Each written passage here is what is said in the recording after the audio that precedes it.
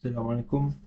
Hari ini kita akan start kita punya science revision dengan tajuk chapter 1, theme dia maintenance and continuity of life. Okay, chapter 1 kita ada stimuli and responses. Bila cakap pasal stimuli and responses ni, dia melibatkan deria kita, telinga, mata, hidung, lidah lah kan, dan juga tangan ataupun skin. Okay, ada 5 lah basic tu. Ya, keyword-keywords yang ada: stimulus, response, spinal cord, peripheral nerve, effector dan sebagainya ni. Okay, 1.1 human nervous system. Okay, then explain pasal human nervous system. 1. The movement of the shuttlecock serves as a stimulus that is detected by the eye. An impulse is triggered and sent to the brain. Okay, jadi dia nak cakap bahawa dia nak cakap kat sini yang stimulus dia adalah shuttlecock ni. Bola bulu tangkis ini adalah dia punya stimulus. Jadi stimulus ni dikesan melalui mata. Jadi mata ni dia nampak benda dulu, dia akan send impulse tu akan dihantar kepada brain untuk dia proses. Ini satu stimulus ni, ini satu masalah. Jadi bila dia dah detect stimuli, dia akan interprets the impulse. Dia akan cuba mengenal pasti impulse apa yang dia bagi ni. Adakah itu stimulus ke, atau dia cuma benda biasa ke? Jadi brain ni dia menganggarkan speed of the shuttlecock tadi tu and determines the direction and the pattern of body movement. Maksudnya dekat sini brain tu cuma mengenal pasti masalah tu dengan lebih mendalam lah. Dia nak tengok berapa laju shuttlecock tu dan dari arah mana. So human nervous system ni sangat-sangat penting lah. Dia merupakan satu sistem yang amat penting untuk kawalan diri. Other than sight, thinking and body movement, the human nervous system also controls and coordinates organ function in the body and maintains a balanced internal environment through a process. What is this process? Dia bukan sahaja mengawal kita punya pergerakan semua ini. Tak, dia juga mengawal kita punya organ-organ yang ada kat dalam badan kita. Bukan limited kepada tangan saja. So kita ada dua jenis. The human nervous system consists of central nervous system and peripheral nervous system. Okay, central ni nervous system ni adalah tunjang lah. Merupakan asas kepada nervous system. Ada dua, iaitu satu adalah brain kita, tempat yang mana kesemua nadi-nadi saraf-saraf ini berkumpul, berhubung sampai ke otak. Dan spinal cord, inilah dia punya lebuh raya yang menghala kepada otak. Okey, lepas tu kita ada peripheral nervous system. Ini yang menggerakkan. Bila central ni dia tak bergerak, macam ni dia tak bergerak. Dia tidak mengawal apa-apa. Dia cuma ni menghantar, yang ni memproses. Yang menggerakkan tubuh badan kita semua tu adalah peripheral nervous system. Ingat ada dua, central dengan peripheral. Okey. Peripheral nervous system consists of 12 pairs of cranial nerves connecting the brain to the sensory and internal organs, 31 pairs of spinal nerves, nerves connecting the spinal cord to the skeletal muscle. Okay, untuk peripheral kita ada dua, cranial dengan spinal nerves. Ingat, cranial dengan spinal. Okay, spinal ingat spinal cord. Spinal cord tak dekat muka kan. So, kita ingat dia dekat badan. Spine tu tulang, spinal nerves tu saraf-saraf tulang lah. Okay, ingat Okay, ni 1.1 lah. Okay, function ni penting function nervous system kepada manusia. The human nervous system controls and coordinates organs and parts of the body. The human nervous system detects stimuli. Okay, first dia buat apa? Bila ada stimuli, dia akan detect stimuli.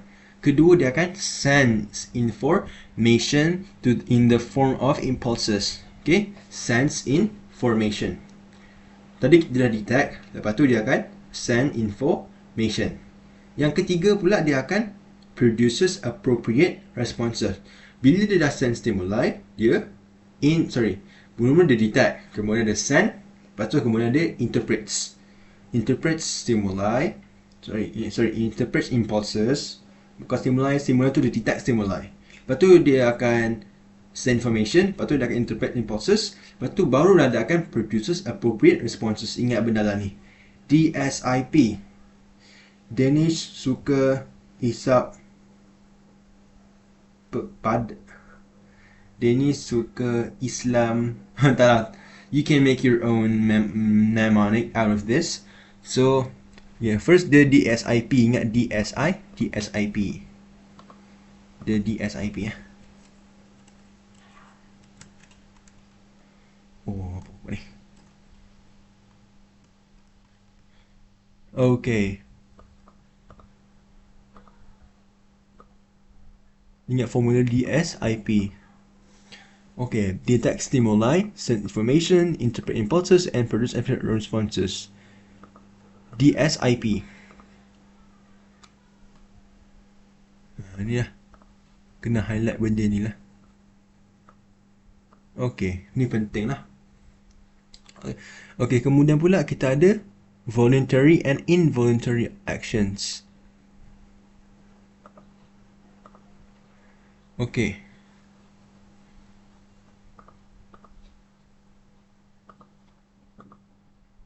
Okay, kita ada voluntary and involuntary action. The responses of the human body to stimuli can be divided into voluntary actions and involuntary actions. Okay, so ada dua jenis, voluntary dengan involuntary. Voluntary ni are conscious actions and conducted under one's will. All voluntary actions are controlled by the brain. Examples of voluntary actions include reading, writing, speaking, eating, drinking, walking, running, and exercising. Okay, voluntary action ni senang cerita benda yang kita boleh kawal. Nanti dalam exam, kita boleh jawab yang voluntary actions are are actions that can be controlled by the brain. Macam tu je. Faham? Lepas tu kita pergi pada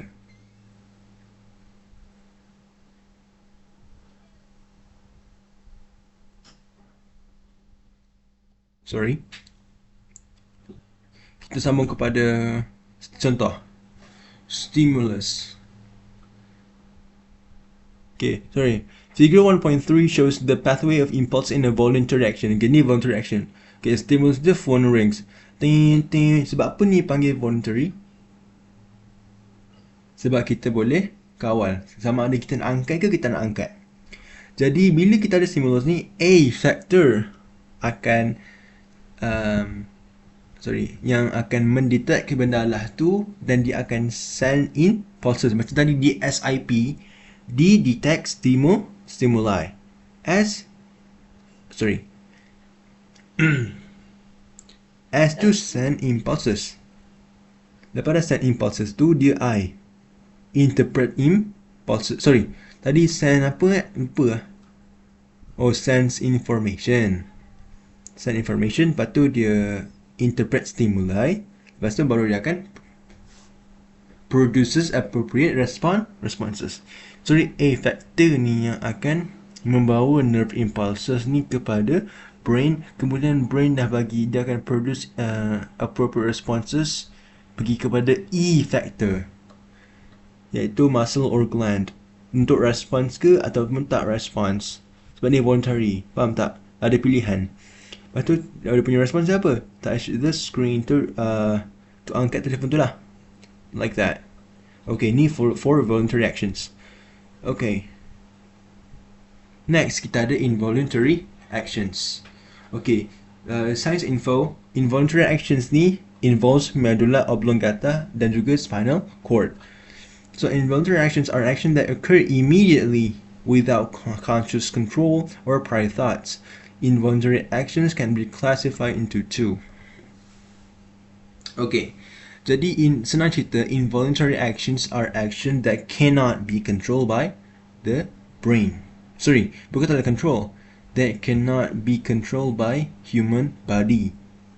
And it happens immediately. Faham tak? Okay.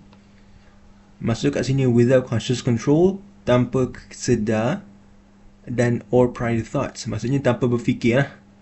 Okay, ada dua. Satu yang melibatkan medulla oblongata kat sini, dan lagi satu spinal cord. Okay, spinal cord ni specifically for reflex actions. Reflex actions. Contoh macam yang panas tu ke, macam ni lah, macam ni. Okay, involving medulla oblongata ni macam heartbeat, breathing, peristalsis, secretion of saliva, HBPS. Haris baru pergi solat.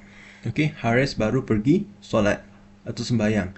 Heartbeat, breathing, peristalsis, secretion of saliva. Maksudnya benda ni tak perlukan kita perlu muscle kita tak perlu buat apa-apa pun. Sebab dia occur inside our brain. Brain pula. Inside our body. Okay, lepas tu involving spinal cord, reflex actions. Satu, withdrawing hand when it accidentally touches a hot object. Macam ni. Macam kita tersentuh macam kaki kita lah. Kaki kita macam baru balik ke surau tu, kepanaskan waktu asar tu kan. Jadi kita cepat-cepat lari pergi asrama. Kita tak akan lenggang-lenggang kan. Okay, so that's an example of involuntary actions lah. Ataupun kita akan Yang kedua, withdrawing foot when it accidentally steps on a sharp object. Okay, so dekat sini macam kita terpijak paku lah, kita akan macam tu lah, lebih kurang. And then the third one is sneezing when dust enters the nose. Macam bersin. Ini semua reflex actions. Benda yang yang respons kepada stimuli kita, tapi stimuli tu kita tak dapat kawal. Macam tu. Kalau yang ni medulla oblongata ni kita tak boleh kawal pun. Kita tak boleh kawal pun breathing kita. Kita cuma boleh tahan nafas saja ataupun hembus nafas, tarik nafas tu pun kita tak automatic berlaku. Kita boleh control kadang. Tapi kalau kita tak control pun dia akan berlaku juga.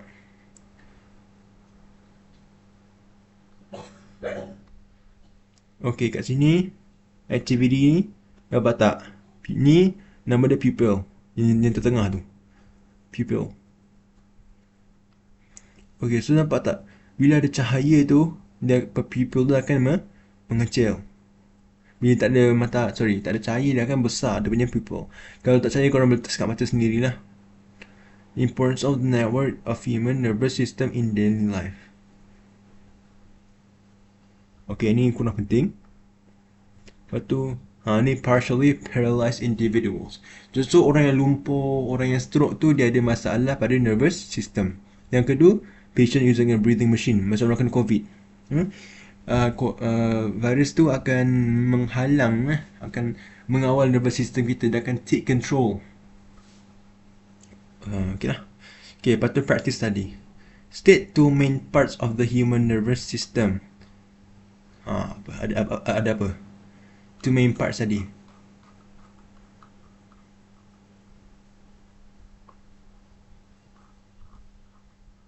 Okay. Yang two parts tu adalah satu central, satu lagi peripheral. Okay. Lepas tu yang 2A, what is voluntary actions? Give one example of a voluntary action. Okay, voluntary action, tadi ingat tak yang angkat phone tu? Voluntary action is the action that can be controlled by human body and can be conducted under one's will. Give one.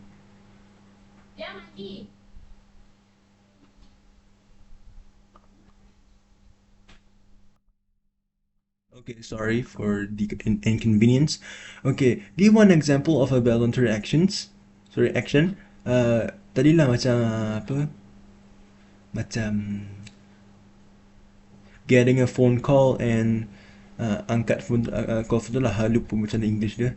Okay, B, what is involuntary action? Okay, involuntary action is action that cannot be controlled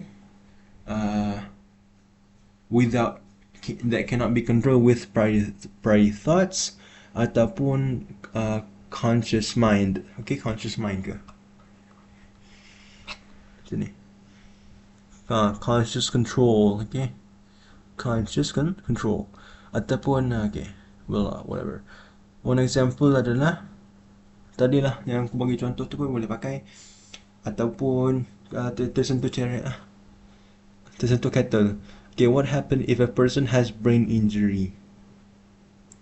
The nervous system may be partially paralyzed, ataupun her nervous system will be damaged and he might be partially paralyzed. Okay, what is the importance of the number of human system in life? Ada kat sini lah. To carry out processes in body such as breathing and body movements. Okay. Part 1.2, Stimuli and responses in human. Human face constant changes in surrounding. This change are called stimuli. Example of stimuli include light, sound, and chemical substances. Human use the sensory organ to do. Okay. Ada 5. Eyes, sense of sight. Nose, sense of smell. Tongue, sense of taste. Ear, sense of hearing. Skin, sense of touch. Eye, okay. Ni kita spesifik pada eye sahaja lah. Spesifik pada eye saja. Okay. Ni ada beberapa yang tak berarti sangat, tapi yang penting ingat dua benda ni je. Dua ni penting. Okay. So, yang kat luar bentuk donat ni adalah iris. Dalam ni adalah pupil. Okay. Okay. Tu ni penting lah ya, kena ingat ni. Okay, ni terbalik sikit lah. Okay. Don't worry. I akan rotate ni. Okay. Kita ada macam-macam kat sini, tapi I will highlight mana yang important lah. Okay, yang paling penting adalah cornea. Tak nampak lah. Tak apa. Okay, I will draw. Ini adalah cornea. What is cornea? Transparent layer which reflects and focuses light onto the retina. Okay, ingat. Cornea focuses and refracts light into the retina. Inilah function cornea. Okay. Yang kedua penting adalah iris. The color part of the eye which control the size of the pupil. Ini iris tu. Dekat bahagian luar donat ni. Ingat, iris tu bentuk donat. The color part of the eye which controls the size of the pupil. Okay.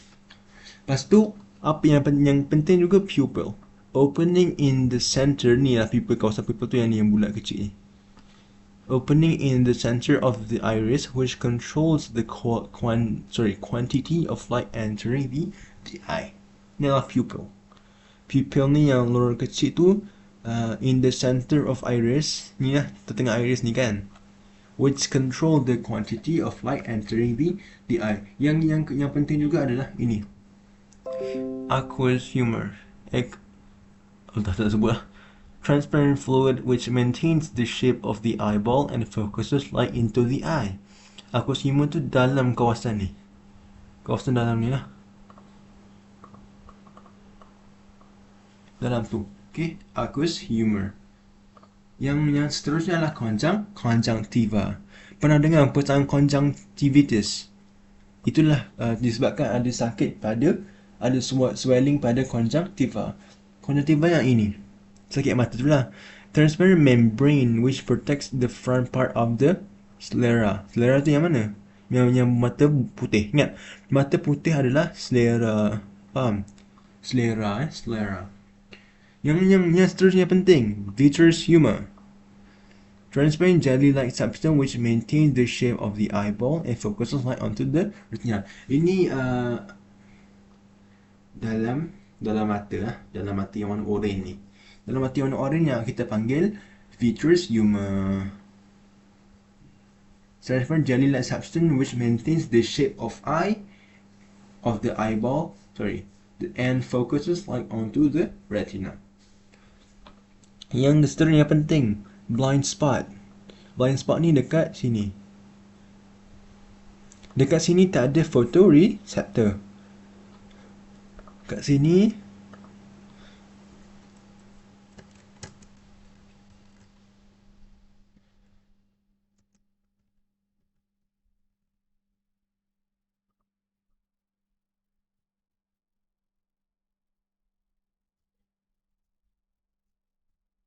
no photoreceptor kat sini. Ni rapat sebenarnya ni tau. Okay, tak ada photoreceptor, which is not sensitive to light as there are no photoreceptors and an exit point for all optic nerves fibers. Okay, jadi kawasan ni dia tak ada warna kuning tu. Nampak tak? Ni kuning ni adalah yellow spot ni lah. Ni kat sini dia lack of yellow spot dekat tempat ini. Okay, yang seterusnya yang penting adalah optic nerves. Ni penting lah, inilah yang melibatkan nervous system. Saraf kat mata kita panggil optic nerves. Carry nerve impulses to the brain to be interpreted. Macam tadi ada DSIP, apa dia? D adalah detect stimuli, S adalah sense information, I adalah interpret stimuli, P adalah produce appropriate responses. Yang seterusnya adalah yellow spot. Yellow spot ni adalah sebahagian daripada retina. Retina ni apa? Retina ni kat sini. Mana ni? Ni. Atas dia. Okay, nanti kita akan terangkan. Part of the retina which is most sensitive to light as it has many photoreceptor. Okay, dekat spesifik bahagian ini ada yellow spot. Yellow spot ni, mana contoh kalau korang pandang satu solid object. Contoh, kalau depan mata korang ada phone, kau pandang phone korang tak nampak apa yang dekat sini korang nampak tapi kabur kan. Itulah yellow spot. Maksudnya yellow spot korang tu fokus dekat phone tu sahaja. Yang lain semua dia kurang sensitif daripada yellow spot.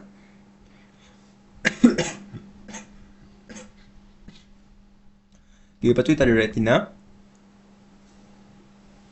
They continue photoreceptor which detects light and produce nerve impulses. Okay, they continue photoreceptor ni ialah retina. Keseluruhan ni adalah retina sebenarnya. Okay, retina sebenarnya warna kuning ni. Okay, lepas tu kita ada kotak penting, selera tak penting, eye lens. Okay, ini penting. Eye lens ni adalah dekat warna biru ni lah. Warna biru ni eye lens. Yang kecil ni lah pupil. Pupil. Eye lens ni adalah transparent and elastic convex lens which focuses light onto the retina. Ini eye lens lah. Tak penting. Okay.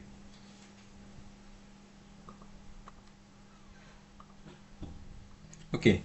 What is the color of the object seen? The retina has two types of photoreceptors, rod cells and cone cells. As shown in, rod cells are sensitive to different light intensities. Ingat rod intensities, including faint light, but are not sensitive to the color of light. Cone cells, however, are sensitive to the colors of light under bright conditions. There are 3 different types of cone cells where each is sensitive to the red light, green light, and blue light. So dekat sini, kalau lelaki tahu kot, ada RGB.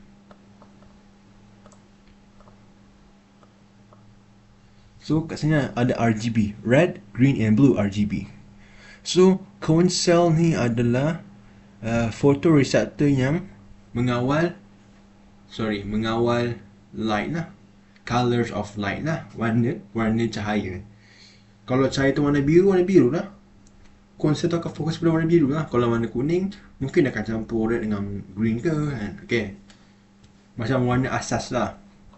Okay, lepas tu colors of light. Ini untuk cone cells. Ingat C, cone cells, colors of light. Rod cell, light intensities. Intensity itu adalah keterangan sesuatu cahaya. Macam contoh tengah ada biru ni terang sikit, ada biru ni gelap sikit. Dalam gelap tak nampak warna apa-apa sebab tak ada light intensities. Sebenarnya rod cell tu tengah bekerja untuk mengenal pasti light intensities. Kekuatan lah, ketajaman lah, tak lah, intensities lah, tahu kan. terang, cerah gila, cerah nak mampus ataupun gelap nak mampus, macam tu lah lebih kurang. Okay, ear. What I'm doing. Okay, what are the parts of the ear and their functions? Study figure 2. Okay, ada 3 parts. Ingat, untuk ear ada 3 parts of ear, which is outer ear, middle ear, and inner ear. Outer ear ni kita ada earlobe, cuping telinga, atau cuping telinga, telinga. Lepas tu ada ear canal. Canal ni laluan lah. Korek telinga tu, dia akan sampai sini sajalah. Dia tak akan sampai eardrum. Eardrum ni gegenang telinga. So eardrum ni yang warna biru ni. Lepas tu yang ni adalah ossicles. Ossicles tu itu je lah bagi ada oval window. Oval window dekat hujung-hujung ni. Okay, lepas tu dalam ear pula kita ada semicircular canals, auditory nerves and cochlea. Ingat benda lah ni. Okay, part of the ear. Outer ear. Earlobe collects. Aku baca ni tau. Aku tulis something Earlobe collects and directs sound wave into the ear canal. Collect. Maksudnya suara daripada luar ambil masuk dalam ni. Suara yang ada dia akan masuk dalam ni. Dia akan collect and direct sound waves.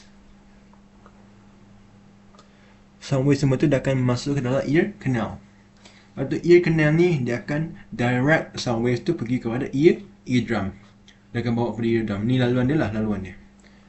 Lepas tu middle ear. Ni bawa tu kat bawah ni lah. Middle ear kita ada eardrum. Eardrum ni adalah vibrates according to the frequency of the sound waves received and transfer the vibration to the ossicles. Okay, fungsi eardrum ni adalah vibrate. Ingat, hilo untuk apa? Direct. Ni direct, ni vibrate according to the frequency. Sebab apa? Sound can be transferred using sound wave. Semua benda dekat dunia ni adalah waves. Light using waves. Sound pun waves. Faham? Lepas tu kita ada kelajuan cahaya, kelajuan bunyi. Okay. Next kita ada ossicles made of a three small bones. Amplify sound vibrations. Okay.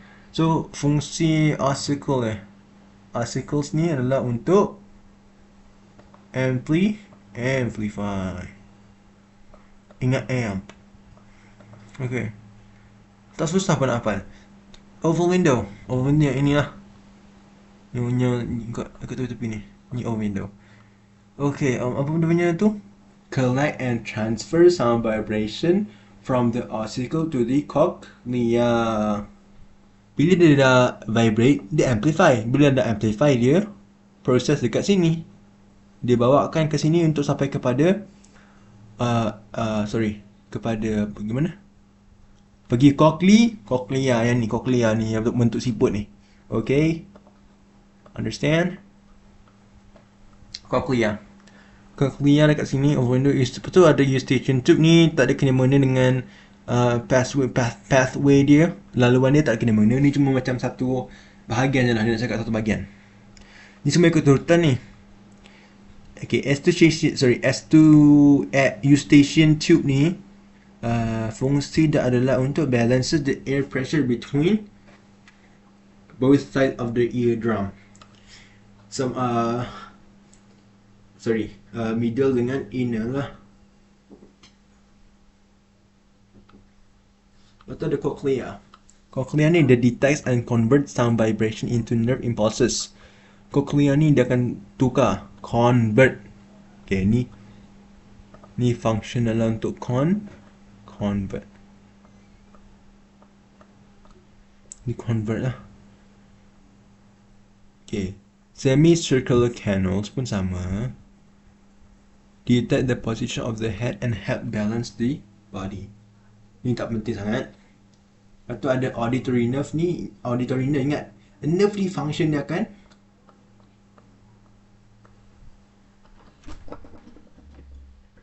baju tak susun lagi ni. Buat apa? Di sekolah? lah belajar. Susun lagi masa ni.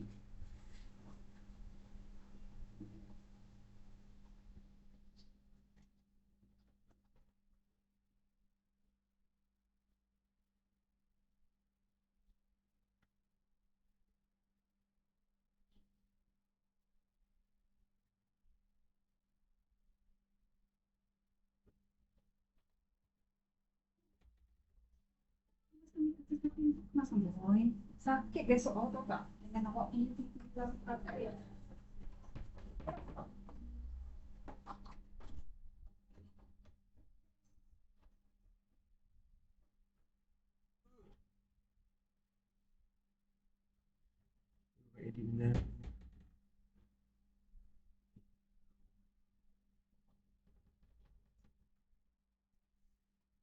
Continue our lesson. Auditory nerve ni send nerve impulses. Semua benda nerve pun send impulses. Ni pun which carry nerve impulses retina to the brain to be interpreted. Okay? Semua send. Nerve ni kerja dia send. Yang mula-mula direct, vibrate, amplify, process, vibrate, and send. Senang. Betul nose pula. Nose ni dia ada sensory cells untuk bawa makanan ke bawa benda lah kan. Lepas tu ni ada mucus kat sini lah. Mucus berkumpul kat sini. Tu ada hingus tu lah, hingus. Kena ingat gambar dia macam ni macam betul sikat ni. Udara masuk, dia akan bawa kat sini. Dia akan bawa ni. Dekat atas hidung tu, bahagian atas hidung tu. Tu tang kita kat sini lah. Tang ni lain cerita Okay. Ni tak penting sangat. Tang ni penting sikit lah. Tongue is the sensory organ of taste. Observe the surface of your tongue using a mirror. Tiny nodules known as papillae on the surface of tongue. So tongue kita kalau kita dekat mikroskop akan nampaklah papillae ni macam satu bulat besar. Dekat permukaan papillae pula ada pore. Ada pore dengan taste receptor dengan nerves to the brain. Dalam ni akan bawa kepada brain. Okay? Function dia apa? When food is chewed, part of all those chemicals something in the food is in saliva. These okay, benda semua akan send nerve impulses. Nerve ni lah yang bertanggungjawab untuk untuk dihantar kepada otak supaya otak dapat tahu ni manis, asam, pahit dan sebagainya, umami dan sebagainya lah. Okay, lepas tu skin ni kita ada pain receptor, cold receptor, heat receptor, touch receptor. Ni tak apa penting, kena ingat nama je lah. Okay, tak penting. Ni aku dah beritahu tadi. Direct dekat earlobe, ear canal sampai eardrum. Eardrum vibrates according to the frequency. Lepas tu send ke ossicles. Ossicle amplify. Lepas tu dia send dekat over window. Over window ni process sound to and then send to the cochlea. Cochlea convert to nerve impulses and send to auditory nerve to be interpreted by the brain. Macam tu je. Mechanism of sight. Okay. Ni light rays from an object. Bukan termasuk dalam mata orang ni, tak. Light yang ada. Contoh, aku tengah pegang pen sekarang ni, pen. Tak nampak kan? Okay, pen tu penutup dekat bawah. Bagi dia lagi satu kat atas. Bila light rays from an object enter the eye through the cornea ni. Cornea ni yang ni lah, yang bagian luar ni. Dia masuk dalam vitreous humor, lalu kat vitreous humor, lepas tu lalu dekat retina ni yang kuning banyak ni kan. Benda lah tu dia fokus kepada light rays from an object onto retina. Benda lah tu dia akan semakin kecil dan juga dia akan terbalik. Terbalik. Wallahu alam kenapa. Lepas tu the light rays stimulate photoreceptor. Lepas tu bila dah sampai situ dia akan coincel color yang akan mengisah warna apa benda tu. Macam contoh pen ni warna hitam ataupun candle tu warna putih.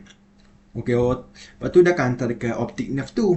Optic nerve tu kata, oh ni kan, ni pernah nampak dulu ni. Ini masa backup banyak ada ni. Macam tu lah lebih kurang apa dia. Dan gambar dekat brain tu akan dibetulkan oleh otak kita. Walaupun sebenarnya otak kita tengah panas, semua benda yang awak tengah panas sekarang ni terbalik. Tapi otak kita yang bantu supaya kedudukan tu betul. Subhanallah. Okay. Lepas tu sensitivity of skin. Tak penting. Tak penting. Okay, ni boleh tengok balik. Bitter, sour, sweet, salty dekat paling hujung kan salty dengan umami. Sorry, terbalik. Sweet dekat depan sikit, umami dekat tengah. Umami tu rasa-rasa lauk. Rasa macam rasa telur, rasa makanan lah, rasa makanan. Bitter ni rasa pahit. Sour ni masam lah, ada gula-gula masam tu. Umami ni rasa-rasa makanan. Rasa makanan macam sup, ke sup ayam macam tu lah. Macam makan ayam ke lah. Itu semua umami nama dia. Okay, limitation of sensory data in sensory organ and apa benda lah ni? Aging. Apa tu AGING Tak tahulah. Good. Okay, limitation of sight. Kita ada optical illusions. Selalu dengar kan? Macam ni contoh. Mana lagi besar? Ni ke ni? Sebenarnya sama je. Bila kita buang ni, contoh sekejap. Kena guna trackpad lah. Contoh lah kan. Ni dengan ni.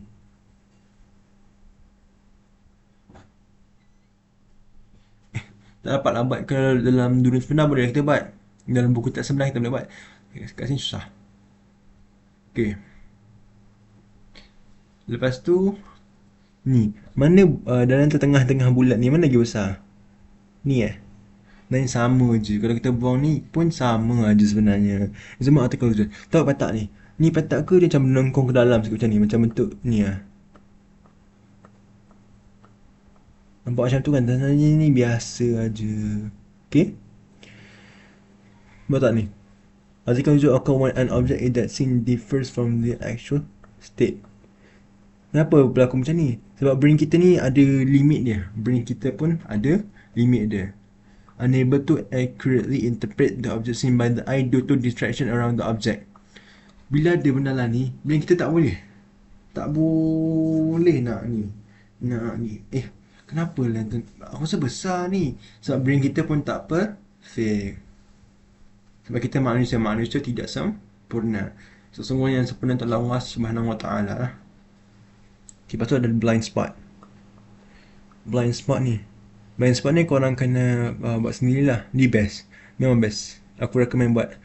Okay, lepas tu apa objek untuk mengatasi benda ni? Ada microscope, binoculars, light microscope yang biasa tu. Yang ni memang electron microscope lah. Maksudnya kita boleh sampai atom ni level itu benda ni.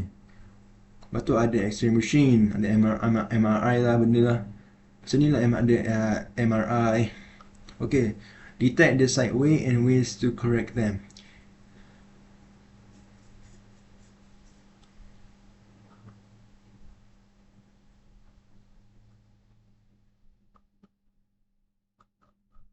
Kita akan sambung nanti Kita akan sambung pada part 2 lah. Okay, thank you. Thank you for watching Bye bye.